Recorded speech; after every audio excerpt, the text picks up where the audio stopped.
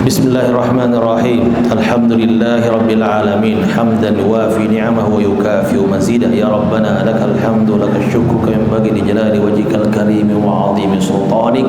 Allahumma shalli ala sayyidina Muhammadin wa ala ali sayyidina Muhammad.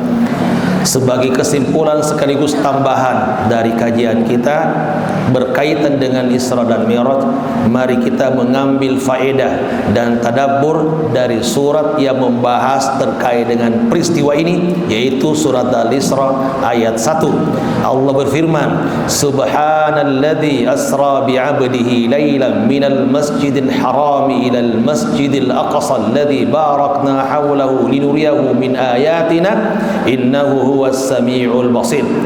Dari ayat ini kita bisa tadabburi, yang pertama, bahwa usahakan setiap kali melihat tanda-tanda kekuasaan Allah, kegaguman terhadap ciptaan Allah, usahakan membaca Subhanallah, Maha Suci Allah. Artinya Allah itu adalah zat yang sempurna. Allah itu tidak punya aib dan kekurangan. Dia adalah zat yang paling sempurna dan tidak ada yang bisa kemudian menyainginya. Maka ketika nanti kita ke puncak, Subhanallah, Subhanallah, Subhanallah, sebagai bentuk kekaguman kita terhadap ciptaan-ciptaan Allah Subhanahu wa ta'ala. Yang kedua, bi'abdi, bahwa memperjalankan hambanya.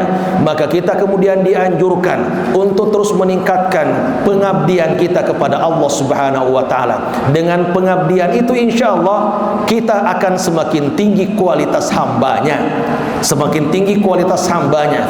Maka ketika kita membaca dua kalimat syahadat, yang didahulukan adalah hambanya sebelum rasulnya. Asyhadu an la ilaha illallah wa asyhadu anna muhammadan abduhu dulu, baru wa rasuluh. Artinya apa? Bahwa rasul itu diangkat menjadi rasul oleh karena dia adalah penghambaannya kepada Allah semakin baik. Maka kita ketika ingin semakin tinggi posisinya di sisi Allah, maka mari kita tingkatkan penghambaan kita kepadanya, sehingga abduh kita, hambanya Allah, itu insya Allah semakin baik. Dalam surat Maryam itu disebutkan ketika menyebut kisah para nabi, dahulukan sifatnya daripada apa? Daripada pangkatnya, daripada gelarnya.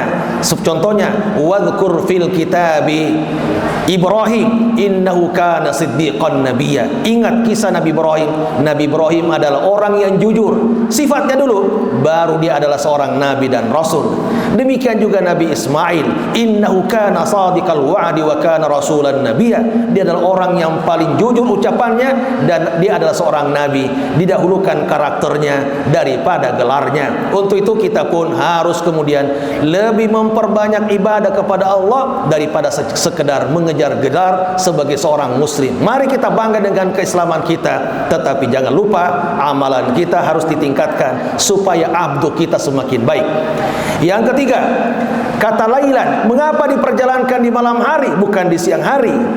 Karena memang malam hari itu adalah malam untuk kita beribadah. Siang hari adalah untuk kemudian mencari nafkah. Wa ja'alna an-nahara ma'asya. Kami ciptakan siang hari itu untuk mencari nafkah dan penghasilan. Adapun di malam hari banyak ibadah yang bisa kita lakukan di sana. Di antaranya adalah bahwa ternyata Allah menurunkan pertama kali Al-Quran di malam hari. Perbanyak baca Al-Quran di malam hari. Yang kedua, Allah pun turun ke langit di malam hari juga. Di sepertiga akhir malam Allah turun ke langit untuk mendengarkan doa-doa hambanya. Maka kita harus memperbanyak qiyamul lail. Demikian juga waktu istighfar, wa bil asharihum yastaghfirun. Di malam hari juga kita harus banyak beristighfar kepada Allah. Maka hikmah dibalik kenapa Allah memperjalankan Rasul di malam hari, karena memang malam hari itu adalah untuk ibadah, sedangkan siang hari adalah untuk banyak beraktivitas terkait dengan dunia kita.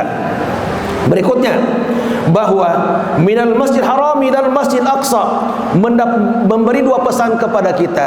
Kenapa Rasulullah kemudian ketika kemudian Isra Mi'raj tidak mampir dulu rekreasi lah ya? Kenapa kemudian dari masjid ke masjid lagi? Karena memang kehidupan muslim itu sejatinya dari masjid ke masjid, dari masjid ke masjid, sehingga kita akan terpelihara kemudian dari dari fitnah dunia. Boleh jalan-jalan, boleh jalan kemana-mana saja, tapi jangan lupa ketika berjalan pun ingat masjid, masjid, masjid, karena hakikatnya seorang muslim adalah perjalanannya dari masjid ke masjid, ujung-ujungnya disolatkan nanti di masjid ketika kita meninggal dunia.